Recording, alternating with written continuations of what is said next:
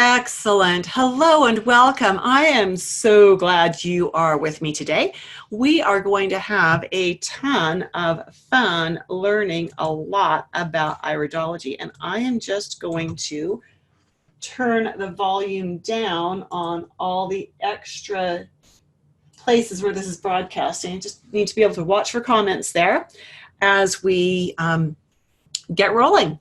And we've got people joining us on Instagram. So good to have you with us as we talk about the value of iridology as an assessment tool in a holistic wellness practice. Now, people often describe iridology as doing a diagnosis, right? That they're doing iris diagnosis. And we need to remember right from the outset that doing a diagnosis means we're naming a disease.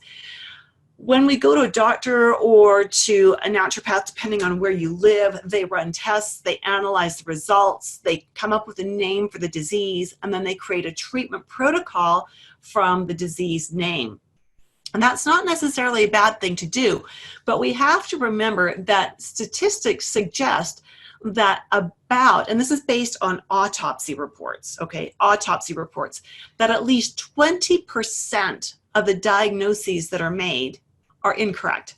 So if we are treating, quote unquote, treating disease based on a disease name, then we may be treating it wrong. Now that's doctors who have access to labs and reports and all kinds of stuff. And if you're a herbalist or a nutrition coach or a naturopath, you may not have access to those kinds of things. And so we probably don't really want to be naming diseases. We've all heard of cases where once the disease label was attached, it was nearly impossible to get that disease label removed, right? And the treatment continues erroneously by the disease name if an error was made. We're going to look at some iridology photos today and see what we can assess and see how the iris photos inform the direction that we would want to take our coaching with that client. We're going to look at cases that have already been labeled by doctors. We're going to look at a case of ADHD. We're going to look at 4 different cases of infertility and one of sphincter of Oddi dysfunction. So that might be a new thing for you. Might just be. So I'm going to invite you to go on over to iridology.education, do it really, really quickly here. And when that little pop-up comes up that says, would you like to receive an iridology map, go ahead and enter your details in there and you'll receive an email back with the download. It is a constitutional iridology map, and that little list that you're opting in for that iridology map will also put you on my email list to receive 2 iridology emails per week. Let's start our little assessment right now. Again, we want to understand the value of constitutional as an assessment practice in the holistic wellness, or as an assessment tool rather, in a holistic wellness practice. It doesn't matter whether you're a herbalist, a nutrition coach, an aromatherapist, a naturopath, whatever. You're going to find that as we work with this, you're going to discover all kinds of insights, lots of insights as to more things that the eyes are telling us to help us with the direction we should go. I do this because I'm doing this with you right now because I see so many posts on all the different social media platforms where people are posting, number 1, really bad photos of their eyes. And number 2, they're saying, tell me what's wrong with me and what I can do about it. Or please tell me what you see and what supplements I should take or what foods I should eat. We have to remember as we do this that the idea that iridology is a crystal ball, that it tells us everything, is outdated and has been disproved. It is not a safe way or a good way to practice iridology. Iridology is not a party game. Iridology is an assessment tool. The answer to, is iridology a diagnostic tool, is a firm and fat no. We actually cannot diagnose anything from the eyes. Iridology is an assessment tool. The irides teach us what questions to ask. They don't actually give us the answers. They don't give us the names of diseases. On their own, they don't even tell us what recommendations to make for a client. So we're going to look at these 6 cases today and see what further information the irides are giving us. I've done a lot of work with children, and I've done a lot of work with children who have a diagnosis from the doctor of ADHD. The vast majority of these children have contraction furrows, while many of them have radial furrows as well. So we've got contraction furrows and we've got radial furrows. It's interesting, though, that I've worked with a lot of people of all ages who have these exact same markers. And anecdotally, it appears that while all children who have a doctor diagnosis of ADHD actually have these markers, not all people who have these markers have ADHD. Okay, so we need to be aware of that breakdown, that division, that it doesn't necessarily go both ways. When I see these young children that have these specific markers in their eyes, I already know that they burn through their B vitamins, their vitamin C, their calcium, and their magnesium very quickly. When they are properly nourished for their needs, so that we're looking at macronutrients there, so your proteins, fats, and carbs, when they are properly nourished for their needs, they do well. They like to have to-do lists. They like to have a direction to what they're doing. They like to accomplish things, and they can actually focus and get the job done. This set of markers, seeing contraction furrows and radial furrows, isn't enough to diagnose ADHD. We, as nutrition coaches and herbalists, we actually can't diagnose that at all, but the parents come in saying the child's not focusing, the teachers are complaining, the child doesn't obey, things like that. So when we see these particular markers in the eyes, we need to ask questions to understand exactly how this child's body is functioning. So things like, what are this child's sleep patterns? How does this child handle frustration, stress, and anxiety? What is this child's favorite learning mode? Are they audio or visual or kinesthetic? And with most ADHD kids, they are kinesthetic learners. So you take these children, you put them in a classroom, you tell them to sit down at a desk, to listen, or to write quietly. They probably can't do it, at least not when they're malnourished or undernourished. These children need to be taught through their bodies. So for example, I actually just about became a school teacher. I was about 3.5 years into the university training before I decided that being an elementary teacher wasn't what was going to make my heart just sing and dance. But it would have been the case that if I had had this kind of a child in the classroom, or a group of them, we would have done something like we would have learned their multiplication tables by skipping rope and saying the multiplication table in rhythm, or by bouncing a basketball, or by doing something else that was very physical, by clapping their hands, we would access the audio side of things by maybe having music and singing the multiplication tables, right? But we would need to use the body and all of their faculties, but body especially. We can't put an adult like this behind a desk and expect them to do well either. We need to be working with their body very strongly. So as an adult, again, this person's not going to do great at a desk job unless there is a ton of variety in it. These people do better in the gym as personal trainers, or outside doing landscaping work, or doing surveying, or better yet, in the schools as teachers, teaching other kids, teaching children, because these people as teachers understand what it's like to not be able to learn by sitting still. And they are going to really create interesting, hands-on, whole body experiences for learning that would really solve a lot of the ADHD kind of diagnoses we have. Here's another eye. Now, this is a female in her late 20s who came to me with infertility. She had been to a doctor who had diagnosed her with polycystic ovarian syndrome. And as we looked at this woman's eyes, and we realized that her periods were very irregular, that she was having a cycle about every 90 days, that she was gaining weight. If you know PCOS, you know that that ties into type 2 diabetes and syndrome X for women.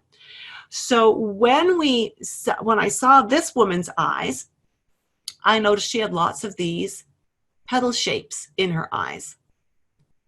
And that right there adds to the story of why the diagnosis of PCOS works for her. Not that those markers tell us she has PCOS, but they tell us that she's prone to metabolic and endocrine imbalances. Right? When we understand that, and we understand the placement of these, we can take it further to correlate things to the increased risk of blood sugar issues and so forth. Now, this young woman certainly had the obvious hormone issues, but her diet was awful. It was just awful. All refined carbs, just a mess. And so we really worked with her foods. We got her diet revamped. She started taking off the excess weight. Her cycles started to regulate nicely, and she's since gone on to have 4 more children. Now remember, she was medically diagnosed with PCOS. This woman was also diagnosed with PCOS. She actually had the diagnosis also of type 2 diabetes, where the previous eyes that we looked at did not. And she's got also the contraction furrows and the radial furrows. We saw those in the little boy that had ADHD. Interesting, right? Well, remember that in order to deal with keeping your blood sugars balanced, and in order to balance the hormones to correct polycystic ovarian syndrome, we need to get B vitamins, vitamin C, calcium, and magnesium into the body, right? These eyes have other indicators that suggest to me that taking just a B vitamin, even a good quality B vitamin off the shelf, might not be good enough for her. She's got things in her eyes that made me ask the question, I wonder if you have the MTHFR gene defect, which would prevent her from taking regular folic acid and methylating it to be able to use it. And the folic acid that we have prescribed for decades for pregnant women, if it accumulates in the body too high, it can cause some serious issues and some serious imbalances. And so we had to ask that question. We don't have the lab test to find it out. And here in the province of Alberta, the provincial labs will also not test for PCOS. And so we have no idea, but I saw indicators here that made me ask the question. There is no harm in giving her a methylated B instead of a non-methylated B, especially because the methylated Bs are so efficiently used that we can use a very low dose, a very low amount. So we did that. We cleaned up her diet, which, as with many women with PCOS, was absolute trash. It was pure carbohydrate. Now, she didn't have a weight problem. She just had the hormone issues to go with it. As we cleaned up her diet, we took her also from a 90-day cycle to a 35-day cycle and got her ovulating really nicely. The doctors had only offered her Clomid and metformin. They had offered her no dietary guidance, no lifestyle guidance, absolutely nothing. And so as we looked at this, and we know that she had the diagnosis of type 2 diabetes and PCOS, we were then able to add in the Bs because of what her eyes say in the right, what we felt was the right format for her because of what her eyes are telling us, the questions they want us to ask. And we were able to actually help her conceive, and she delivered a very healthy 7-pound baby boy, full term, which with a type 2 diabetic, that is highly unusual, and a 3-hour start to finish labor and delivery, which is almost a little on the too fast side. This is another woman who is 20 years old, and she also She didn't come in with a diagnosis of PCOS, but I asked her if the doctors had ever said that, and she said no. But what tipped me off to even ask her that question, there were two things. The first one is that when I asked her for cycles for irregular, she said yes. And I said, does that mean you have one about every 28 to 30 days? And she said, no, they're typically about 3 or 4 weeks late. And so as I re-asked the question, it became, does that mean you're having a cycle every 60 days? And she said, yes. In the medical world, having fewer than 9 menstrual cycles in a year is the definition of PCOS. Right? That's the first indicator of it. Now, this woman was also gaining weight, and she didn't want to. She's in university. She didn't want to have excess weight. She wasn't trying to get pregnant, but she knows she wants to have babies at some point in time. Her diet was awful, being a university student, living away from home, using the university meal plan, which is not going to be high quality food as a general rule. So questions that I needed to ask her as I looked at her eyes, and particularly, hoping you can see this on Instagram, particularly this little thing right here, where the collarette totally raises up off the surface of the iris and forms a little tunnel underneath it. Seeing that made me ask her, do you crave sweets? And how much protein do you eat? And what are you doing for physical activity, and when are you doing it? Right? Because that little indicator tells me that she's got some carbohydrate metabolism problems.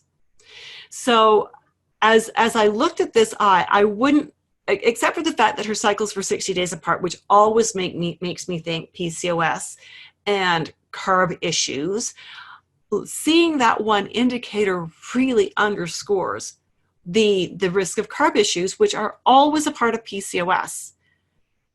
So all of these women's eyes that we've looked at, the 3 previous sets of eyes all had a diagnosis of PCOS, and the doctor was correct. Did you notice how different their eyes were? But each set of eyes still gave us insight as to why these women's bodies were behaving inherently the way they were. Understanding that allows us to create unique programs that address each one's inherent and individual needs. And it is so important. That is why we use constitutional iridology. This is yet another female client who came to me with fertility issues. She'd been trying to get pregnant for a full year with no success. There was no diagnosis from the doctor. No one had suggested that she had PCOS. And as we look at her eyes, we see some similarities to some of the other eyes we've looked at that were also had fertility challenges. And the first thing that we see is we have these things attached to the collarette, right? So when we see that, we know right away that we need to be asking the questions about her endocrine system. Her cycles were regular. They were actually about the 35-day mark, 32 to 35 days, which is great, but she had very few indications that she was really balanced hormonally. Her menstrual cycles were extremely light. She had no ovulation mucus, and I suspected that there was something deeper going on. You know, she clearly doesn't have PCOS because her cycles are too close together, right? 28 or 32 to 35 days is just fine.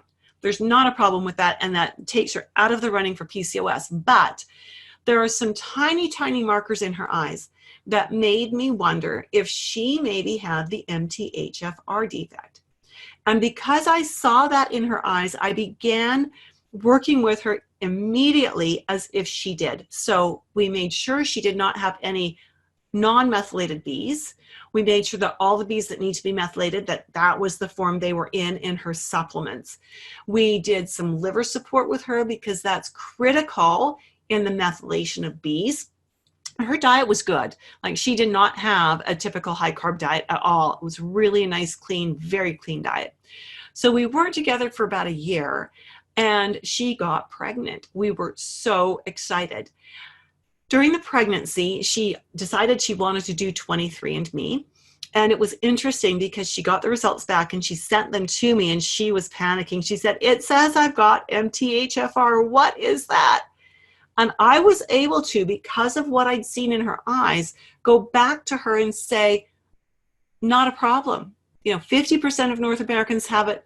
25% of North Americans have it in a way that is very severe.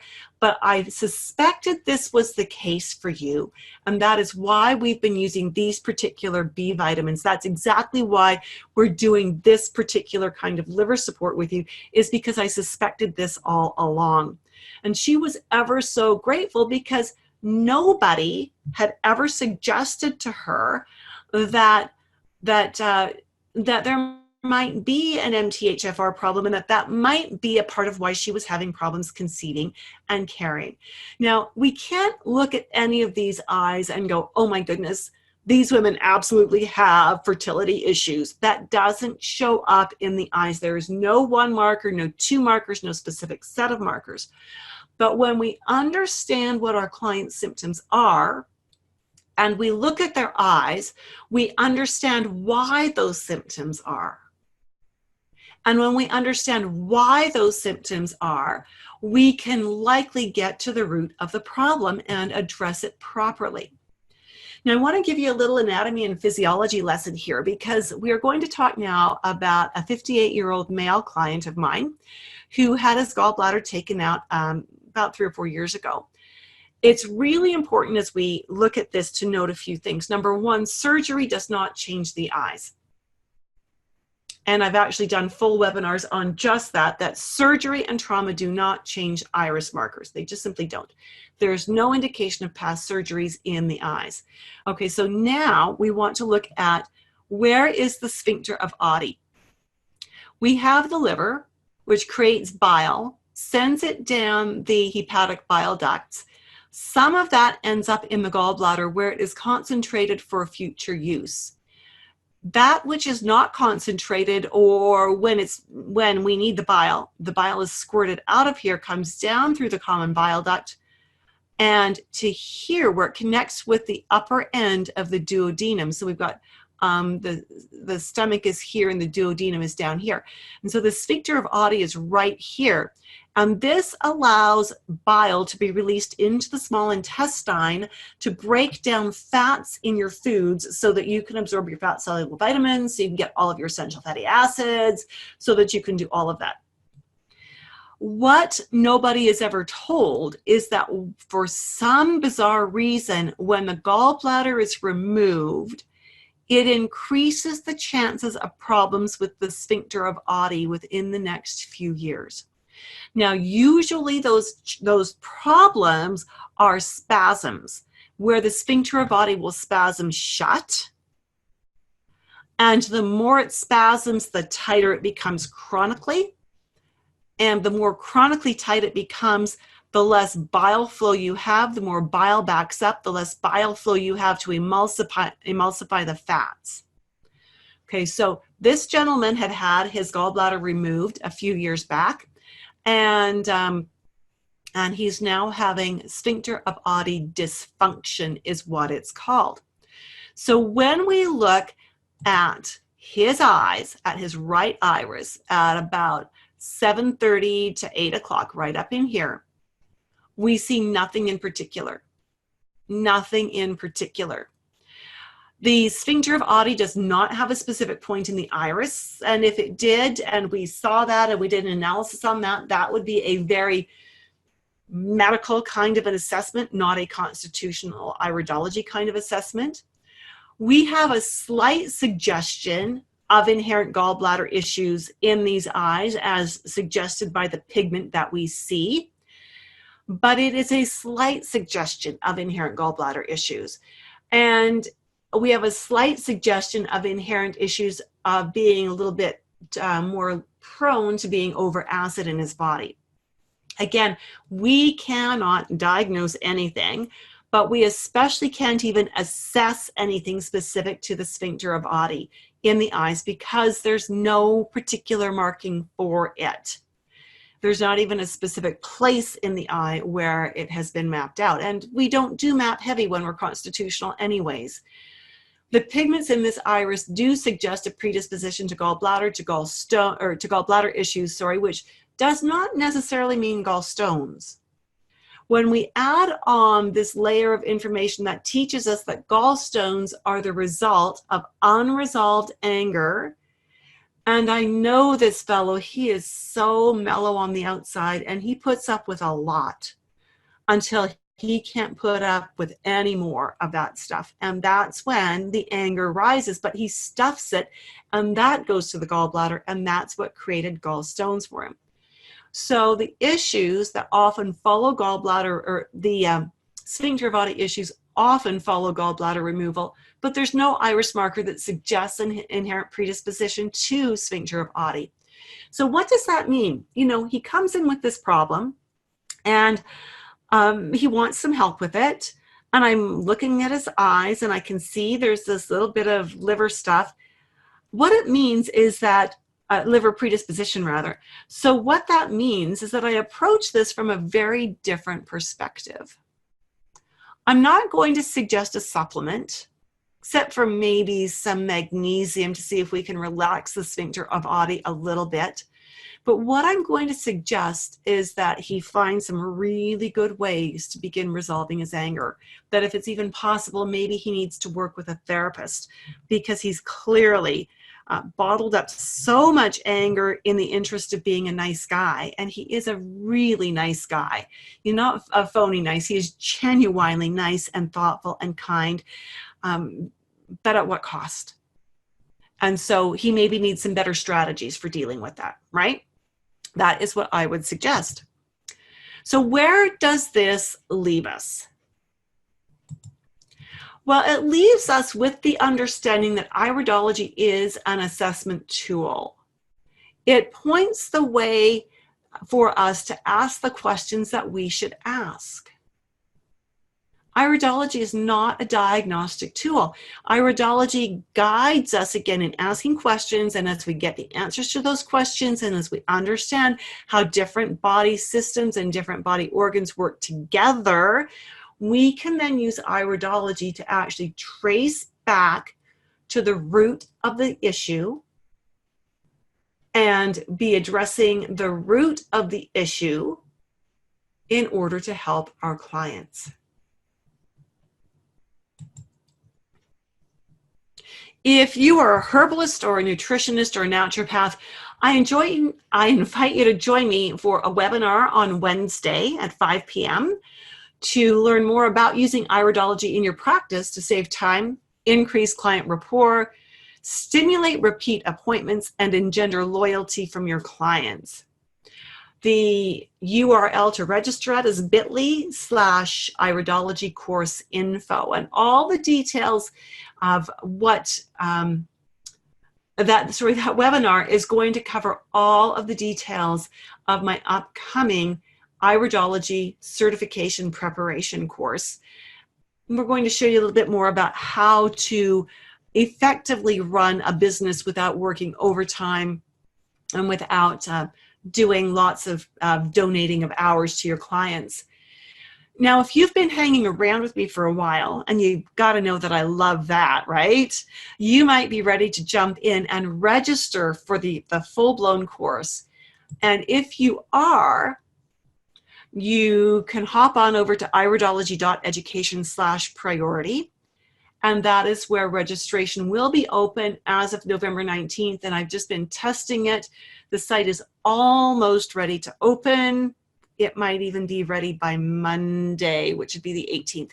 But bookmark that URL if you already know that you want to jump on. Maybe you've been on one of my info webinars before and you know you were just waiting for registration to open and you want to jump on. You can hop on over there even today and see what's up. The course starts January 15th. It will be 5 till 7 p.m. Mountain Standard Time, that's right. And we go for 20 Wednesday evenings to cover the curriculum. So I look forward to seeing you maybe on Wednesday. That would be fun. And in the meantime, I hope you have a fabulous weekend, and thank you so much for being with me today. Bye for now.